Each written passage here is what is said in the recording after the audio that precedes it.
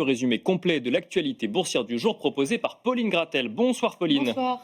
On commence Pauline avec les marchés actions aux États-Unis. Pauline. Oui, aux États-Unis, les indices sont ouverts autour de l'équilibre et restent au plus haut. Le S&P 500 vient de marquer à l'instant un nouveau record.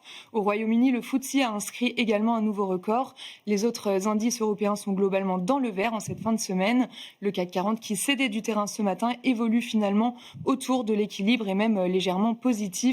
Au-delà de 7800 points, l'indice parisien gagne environ 2% sur la semaine. Alors, on l'aura lu dans tous les journaux, entendu sur toutes les radios, dans toutes les télévisions. Les investisseurs sont dans l'attente de la décision de Fitch sur la note de la France ce soir, Pauline. Oui, ils redoutent un abaissement de la note de la France. L'an dernier, Fitch avait maintenu la note à double A-, avec une perspective négative, mais avec les tensions politiques, l'agence pourrait abaisser sa note à A+.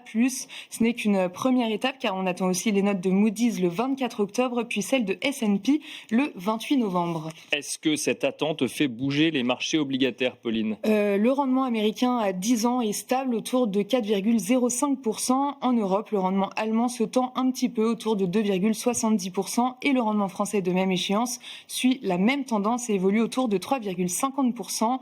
Sur le marché des changes, l'euro-dollar se traite autour de 1,17. Côté macro, les secondes estimations d'inflation étaient attendues pour la France, l'Allemagne et l'Espagne, Pauline. Oui, et pour ces trois pays, tous les chiffres sont confirmés. Commençons par la France. En données harmonisées et sur un an, l'inflation progresse de 0,8%. Côté allemand, sur un an, elle s'établit à plus 2,1%. Et enfin, en Espagne, l'inflation progresse de 2,7% sur un an, toujours en données harmonisées. On le disait en introduction, la composition du CAC 40 évolue, Pauline. Oui, elle évolue à l'occasion de sa révision annuelle. Euronext remplace Tipeee, ex-Téléperformance. Cela sera effectif vendredi prochain, le 19 septembre, après la clôture. En termes de capitalisation, Euronext est valorisé 14 milliards d'euros et Tipeee à 3,7 milliards d'euros. Et alors, si on regarde du côté des valeurs en France, toujours, on voit que Edenred et Pluxee plongent de près de 10%, Pauline. Oui, encore, après l'ouverture de l'enquête turque lundi, c'est maintenant la crainte que certaines mesures proposées par François Bayrou dans le budget 2026 ne soient retenues par le nouveau gouvernement. Il y a notamment la proposition de créer un prélèvement social sur les titres restaurants de 8%.